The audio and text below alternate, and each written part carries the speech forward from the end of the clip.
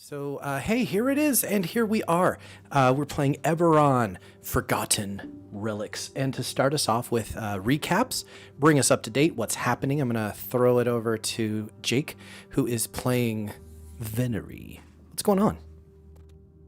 Well, we started last session being at a party, and the guard of House Orien sort of, when they realized that it was our group, it was making contact, sort of ushered us to a private balcony where we could discuss in public, and we got on a airship and was transferred over to Fancy Towers. I apologize. I did not write down the Unicorn Tower, right? Unicorn Estate. Mithril Tower. Unicorn Estate in Mithril Tower. The Mithril Tower. For real. Okay. Yeah, there you go. You got it.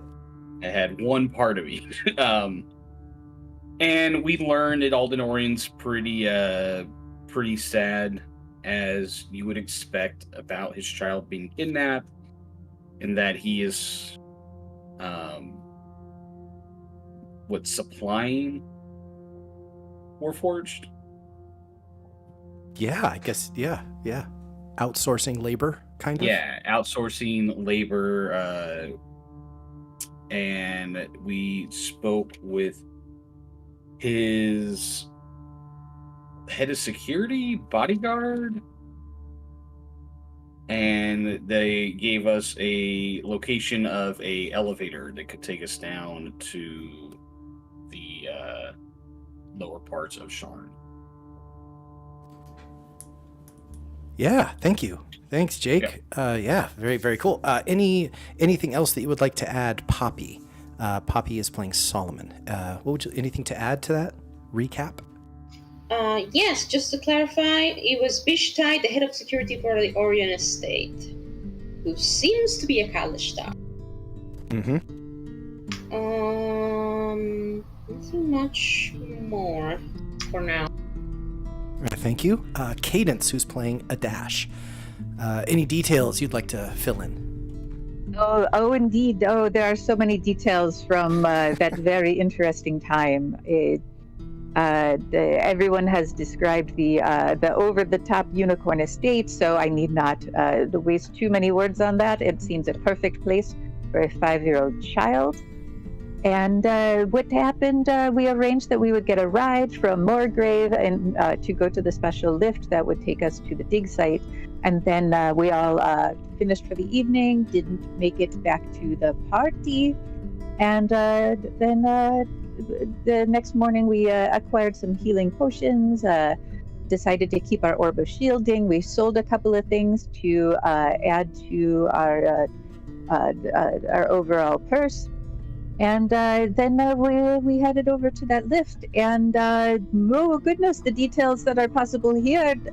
There were some people using the lift as a very, very private space.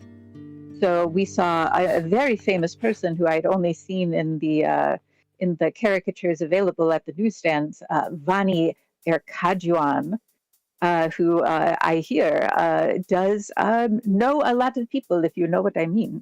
And someone named Luna. And Vani was very happy to have a little crowd, and Luna was not so happy to have a little crowd. And I don't know how they found that place. I wonder how many other people might land where we ended up.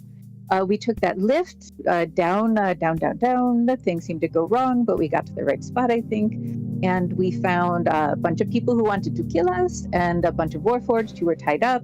And we could hear a little child, but we don't really know where. And so at the end of that day, there we were trying to free the Warforged. One person managed to stop a bomb from exploding. That was really good work. I'm sorry, I don't remember who it was. It was very dark and very chaotic. Yeah, thank you. I don't have a whole lot to add. And where we did leave off, we're going to get back into it here by rolling initiative. So let's get our character tokens selected and then roll initiative. And Right, Also, we're gonna fight also a bugbear. bugbear, yeah. yeah, at the last minute, a bugbear showed up, and they had coffees, and they seemed like they were, I don't know, coming back to bring coffee to the workers. But then upon seeing Venniry duck behind some rocks, chugged one of the coffees, which seemed to put them into some sort of caffeine-like rage.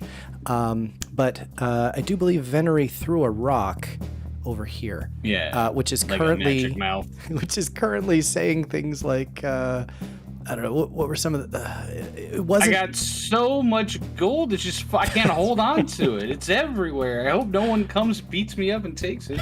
that's right but not in an Ondarian accent, right? It was just like, so it No. doesn't sound like you at all right, excellent. I think we might need to add Adash here to the turn order. How'd you do on initiative, Right. Adash? I almost have it. I have a 12. 12. Okay, so let's see. Boom, boom. We got Tixun, Kishara, Solomon, Venniry. We just need to get the bad guys on initiative. Yeah, you've got these weird-looking goblins too, right? These things that have mouths two mouths that intersect. It looks like genetics gone wrong. As many as 4 arms in some situations. And they're shooting stuff at you. All right. Looks like I've got everybody here, which means Solomon, you're at the top of initiative now. What would you like to do? Right.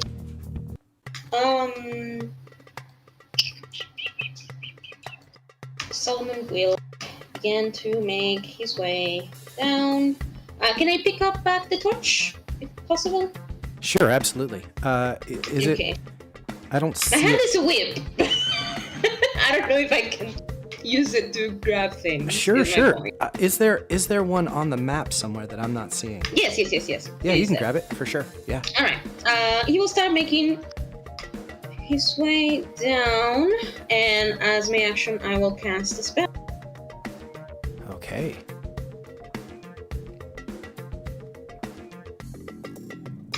He will cast free casting of Pulse Life. Oh.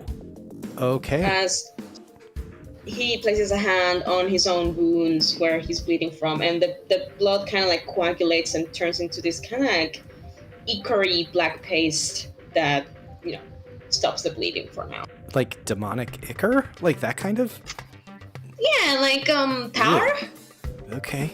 Okay. All right. Yeah. Is it gross or is it just slimy? Well, I guess that's both, right? It could be both of those things. Okay. Again, like tar. Ugh, yeah, it's just a little gross. All right, cool. That takes us to Venniry.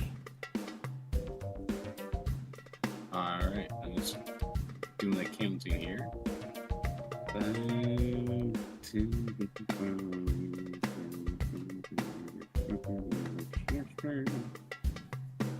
We're just gonna continue to run down this side. And as he does and gets a little further away from the bugbear, he'll cast Prestidigitation to relight the torch. That! All right. Yeah. As you charge to the south, that's when you see very close to you now one of these, I don't know, deformed goblins. Yeah. What do you want to do? Oh, you used your action. Well, yeah. That's I guess I can't cast Prestidigitation then. You can as your action if you like. Let me move back 5, 10, 15, 20, 5, 10, 15, 20, 25, 30. Alright. So I can still see the goblin, just in dim light. Okay, yes. Alright. Venniry will shout, I have eyes on the goblin. They are right there, about 30 feet away from me. If someone wants to take some out, I would be grateful. Okay. I have no crossbow. All right. Is that it for you? Yeah, that's it for All right. Texun. Yes, if I recall correctly, Tixun had her flamethrower cannon out, correct? You're correct. All right, and we're missing Warforged to be freed, right? Yeah, actually, I believe 4 of the Warforged have been freed, 3 by Texun and 1 by Adash, and those that were freed are beginning to release the others. Oh, okay. Yeah. All right. In that case, with her action, Tixun will just... does she have a visual of that goblin? I think so. If you can see it on the map, then you can see I do. Yeah, you got eyes on Mostly it. checking for the height. Then she will just shoot a light crossbow shot at it with her action. 10 to hit, I believe, probably doesn't. Yeah, 10 is not going to hit. And on all of these different limbs, one of them is holding a shield, so it's able to block the shot. Okay. And with her bonus action, she will command the cannon to move 15 feet. Okay. How far does the flamethrower reach? I believe it's like 15 feet or something like that. So maybe not quite in range. No, just move. She can... She's commanding it to move. Texun can also move, right? I know. Carrying the... That sounds like a bad idea to get close to an enemy when I'm a ranged character. Oh, I hear you. But if you wanted to get the cannon in range, you could walk it forward and then let it go 15 feet as a bonus action. It's good. Okay, all right. Then let's move on, if that's it for Texun. I cannot control the cannon, but if you can move it, that would be appreciated. 15 feet. Okay, you got it. Let's see, that's 5, 10. You want it here? Here. Yeah, sounds good. All right, cool. Alrighty. Zim, Yes. before it's actually my turn, could you show me where the bugbear is? Yeah. I don't know if you have light up there, but the northwest corner of the pit. Okay, thank you. Yeah. I have a feeling they might be in darkness at this point because I think all of the light sources have moved south. But it is now their turn. They come charging down, and you can hear them shouting as they near your location, Venniry. And one of the things that they shout, in addition to, Get the child. They're obviously here for the child. Perhaps we should assassinate the little whelp. as they charge down. But I am going to see if they are fooled by this talking mouth. What is your spell save DC, Venniry? 14. 14. Okay. Let's see how they do. No, they fail. So when they get to here, they say, I recognize that wimpy voice anywhere. and they're going to hurl a javelin toward your rock. Your rock is a standard object, right? So it has an armor class of 10, but I only rolled a 9. So he throws the javelin, attempting to hit the source of this sound, and the javelin just clacks off of the rocks. And they turn, and you feel like for the moment you might have given them the slip, Venniry. That takes us to Kishara.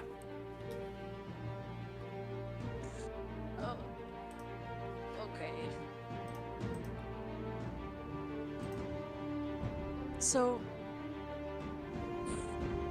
I'm gonna try to move over here. Or maybe, yeah, I'll do it, it's fine. And I'm gonna try to cast Moonbeam on the bugbear. Oh! Yeah, you can see it, right? Yes. Awesome. Very good. So this is definitely in range, right? Yeah, and it's a con save from them. Okay. How big of an area does it fill? It's a 5-foot radius, I think. Yeah.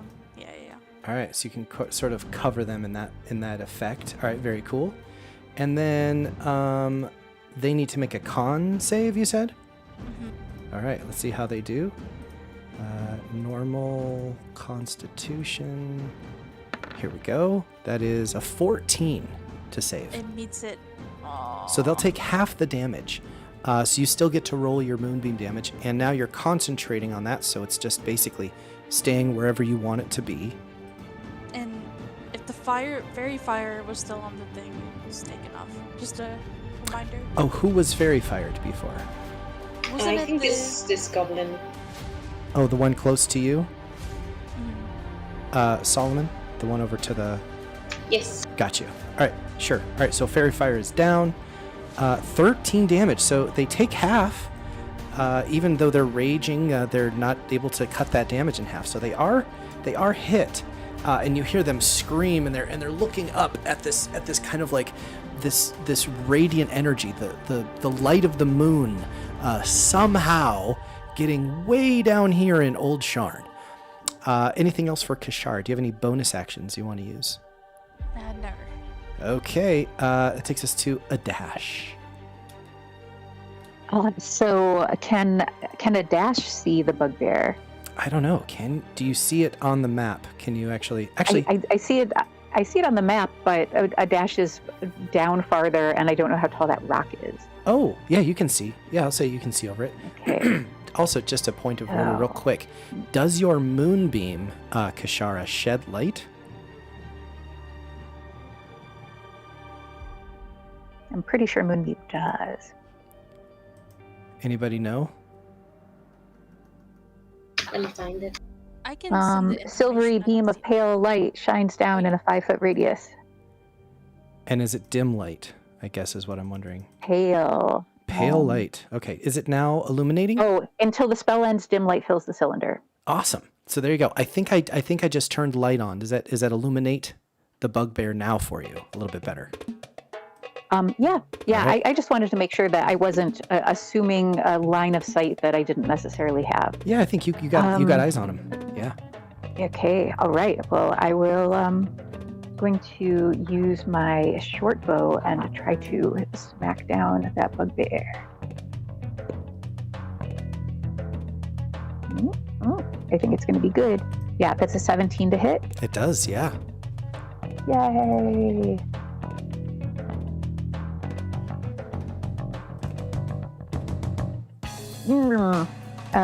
That I only rolled a 1 for damage, but there is a +3, so that's 4 damage.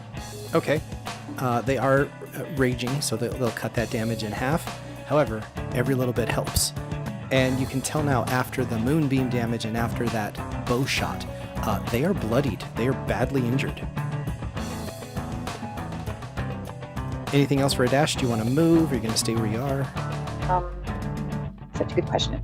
Adash will stay where they are. Okay. All right. Thanks for checking. That takes us to the Dolgrims. This one over here to the east of you, Solomon. I don't know how many people have eyes on it, but it's over on the east side of the pit. And that was the one who set the arcane charge, the explosive, and was going to try to blow these rocks. And they're still kind of expecting it to. You can see with 2 of their arms, they're plugging their ears as though they're waiting for a big loud sound. And they seem to have heard what the bugbear said. And they reply, shouting across the pit. Whatever you say, Orgon.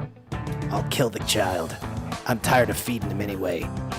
And runs to the south. And Solomon, I think your eyesight is pretty good, right? How far can you see? I can see it. Oh, but it's because it's illuminated. You might want to stop that. Oh, the Dolgrim is illuminated? Yeah, because of the fair fire, I think you gave it light. Ah, okay, yeah. Thank you for helping me out with that. Is it now still in your vision? Yes, barely. Okay. It keeps running to the south, and you can hear it running over to what seems to be some sort of wooden shack, and starts fiercely ripping away at some of the wood that's over a door. And And now you can start to hear the sound of the child echoing across the pit from the same location. This Dolgrim over here has pretty good eyesight and is going to take a shot with their crossbow at Venniry. Venniry? A natural 1. Oh. Yay! Their crossbow, as it misfires, you can hear a twang, and you realize their crossbow is now broken. And they throw the thing on the ground, and they snarl, and they charge forward in anger. But they can't quite get to you, Venniry. But they are charging up, and as they do, one of their other arms reaches and grabs a blade of some sort. All right, that takes us to the top of the round, and I would like for you guys to please roll, and we will determine whether or not the Warforged are all released this round. So, if you all roll an odd, if the majority of us roll an odd number, they're still stuck. But if you roll even, then they are released. So everybody roll, I don't know, a d20, a d4, one of their dice. And we're looking for even numbers here to see if they are released. I've got an odd, I've got an even. Okay. I gotta do everything around here. I've got an odd and an odd. Oh, so they're stuck. They're still restrained here. I rolled an even, but that still puts the majority into the odds. Okay, so the Warforged are trying to free the remaining Warforged, but that's their action this round. Solomon. That's you. What would you like to do? Yeah, as soon as Solomon hears that they're going for the child, he will just immediately move. Can I move this way, or do I have Sure. to do like the long way? No, absolutely. I'll say you can charge right up the side of that hill. No problem. Wait, what's that song from Running Up That Hill? Is that Kate Bush? Yeah. Hey, Bush. Kate Dear Bush, God. All right. And he's gonna dash. Okay. That puts you right there. Right And into this goblin's face. yeah. And he will just... He's honestly charging like Terminator style, trying to reach this goblin before he even dares to touch a hair of his head. And he just says, "You will do no such thing." And he will cast a spell as a bonus action. Okay. Hopefully, it Yes. lands this time. Compel duel. Oh, so it Ooh, needs to nice. make a wisdom saving throw, right? Yes. Okay. Let's see. It's wisdom. Whew. That's a 13. That's a failure. So please describe to us. I mean, I heard what you said. Is there something magical behind your words, or are you just that fucking badass? Like, what is it? No, I think there is something magical. It's almost like an enchantment of sorts that comes over this goblin to perhaps what's it called? Give more priority to Solomon other than doing anything else. And his only purplish eye glows as he does so. Is this? I have to ask.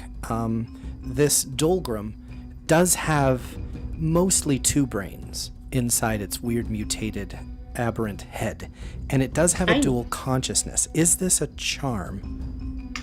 It is an enchantment. It is not a charm. Okay, so it did not have advantage. So yeah, okay, there you go. Yeah, I put it on there. I think it basically has disadvantage on anyone else that is not Solomon. And it cannot move away from me more than 30 feet. It turns its head around and stops pulling at the wood, and it turns and it looks first ferociously at your kneecaps because it's pretty short, and then it starts to look up, and then it realizes how big and imposing you are. You have its full attention, you feel like. All right, anything else? That's my turn. All right, Solomon. Venniry, that's you, man. All right, Venniry is going to double move. Well, he's going to dash and end up there. Yeah, you take the light with you, right? Yes. All right, here you go. Okay. Are there any bonus actions you wish to use? No. All right. That's it. Okay. Turn. All right. Any sassy commentary as you're running across the pit, or no? No, Venniry's pretty. He has a pretty serious look on his face. Now that Caden Dorian seems to be in peril. Mm-hmm. Yeah, singular focus. I get it. Texun? Oh, that's me. Sorry. It's okay. I think it would be a lot more useful for me to use a spell slot and summon a ballista cannon, which will dispel the last one. Oh, okay. Yeah, so the Force Ballista. Does it appear in space or does it appear near you? Let me double check. Yeah, I think it's within range. But 5 feet of you. Oh, okay, there you go. So it'll be back by you here, or back by Texun, but as part of the summoning, the bonus action, it can shoot, right? Yes, she can. And it's got multiple targets, and you're providing light. What's the range of the Force Ballista? 120. You got 2 Dolgrams. You can choose the one that's to the west. You've got any target is in range. I cannot see the other one, so. Oh, that's right. Okay. Not that one. It's alright. I think they will go for the smallest one, because that makes sense. The bugbear is bloodied. Sure, they will go for the bugbear. Let me find it, because it's somewhere in their sheet. No, I think they have to... Oh, there you go. Is that a 16 to hit? Is that the roll? Mm-hmm. Yes. 16 is the armor class of that bugbear. They will take 14 force damage. Oh, great. So this bugbear was feeling super juiced up by their coffee, and you just took the starch right out of them. The moonbeam is like making them sweat, which is, they're hairy and it's looking mangy. They get hit in the face. They lost some teeth. They're looking really, really hurt. Gotcha. That will be Texun's turn. Okay. That's when the bugbear starts their turn in the moonbeam. Is it if they end their turn in the moonbeam that they take damage, or if they start their turn in the moonbeam? Start. Sorry for intervening. No, it's all good. Kishara, would you re-roll the moonbeam damage, please?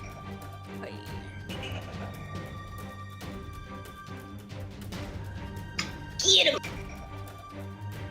Is that 13 damage?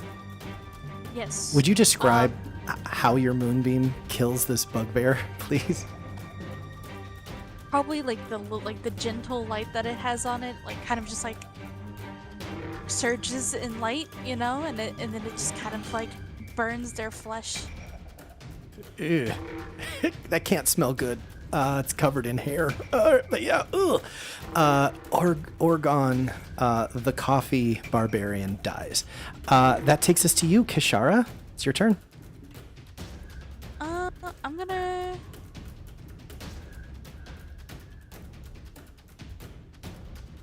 I'm gonna try to move my boom.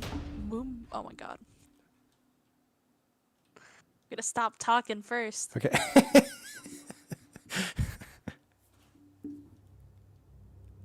I'm gonna move my moonbeam around here. Like, you don't have to like directly move it. It can only move like 60, and I'm trying to aim for the other. Okay. Or at least the other enemy that I. Wait, was there something right here? Yeah, you hear it shouting. I mean, as you're moving the moonbeam, it would probably illuminate it. So if you want to target that one, you can. Oh yes, please. Sorry, please. Yeah. No problem. Now it's just over this Dolgrim, who's screaming in the light. Is it your action to move the moonbeam, or bonus action? It says action. Okay. Yeah, action. Okay. You still have your own movement and any bonus actions you wish to take. No, I think I'm gonna stay. All right. Adash. Adash is going to dash over, bonus action dash, to the bugbear. Okay. And I have to look there. I have to stop you because do you see this pile of refuse here? Yes, Adash was going to kind of go by it. As you get close to nasty it, pile of stuff? it is. It looks like pieces of Warforged. It also looks like maybe some rusted weapons that might have been theirs or old tools. And as you go past it, something inside of it moves. And you realize something is actually feeding on the metal. A rust monster. Oh, babies! Did you say all babies? I love them. They're one of my favorite monsters. All right. Does Adash know what a rust monster is? Make a nature check. I barely know. Make a nature check for us. I'll say your DC here is 11. I got a total of 12 because I had a -1. Okay. So, out of character, we can all talk about some things about rust monsters. Papy, since you say these are one of your favorites, do you want to tell us about rust monsters? No. No? All right. So, rust monsters, they're monstrosities. They have special abilities, like they can corrode metal. Specifically with their like weird antenna, and now that it's moved, you feel like if you continue on the path that you're taking, it will get an opportunity attack against you. Adash. Adash uses speech of beast and leaf. But that's only with beasts and plants. But they are not thinking very clearly because the boy is crying. And says, but pardon me, I did not mean to intrude on your meal. Excuse me. And hopes for the best and dashes away. It just wiggles its antenna at you. So as you move away, it is going to... I feel very threatened. Okay. It is going to try to bite you. So it has a +3 to hit. I rolled a natural 20, Adash. It does it did get you. It does a D8 damage, and it seems to really like the smell of your metal, the metal things that you have on your person. So I rolled 13 plus 1, 14 piercing damage, Adash. Ouch! As you run past, but you're able to get out of its range after that. But it was so cute. All right. And that gets you to this wooden shack. And you can see that, Solomon is having a staring contest with this Dolgrim. What would you like to do? I limp my way over to there where, look at that. I have another enemy of the target within 5 feet of it, so I get advantage. And now I will try to attack it. Good thing I have advantage because I got hit. I got a 17 plus 5, so I think I might hit the Doldrum. Absolutely, yes. So base damage is I'm rolling the wrong thing. Sorry.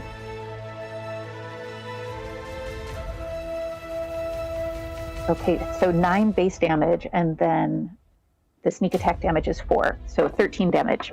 How does Adash terminate this Dolgrim? In a very businesslike and rather pained way due to the big bite on their ankle. Just a big slash. All right, you got it. Is that it for your turn? That is it. All right, the Dolgrim is now dead, which takes us to the rust monster, who, after taking a bite of you, decides that you're not actually as tasty as it wanted.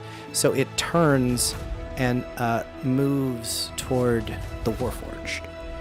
And as it does, it uses its antenna to corrode all of the non-magical ferrous metal within the area. And you can see the Warforged cry out in pain as this rust monster seems to be basically kind of corroding them. That takes us to the Dolgrim, who starts their turn in your moonbeam. Kishara, will you hit him with radiant damage, please? Yes. And do they need to throw or do like a con save? Oh, they do. Yes. I'll Still gonna hit him at least for half. All right. I rolled a 7. I believe that's gonna fail. Yes. Oh wow. Okay. Mm-hmm. Oh no. What are those dice? You rolled a 2 and a 2 on a pair of d10s. Listen, I rolled 3 nat ones like yesterday. Oh, man. This is my normal luck. That is super painful, I'm sure. So let's take a short little break here, guys, since it looks like Papy might have had a connection issue, and they're next in the turn order. So we'll come right back here, and see what the heck happens in just a moment.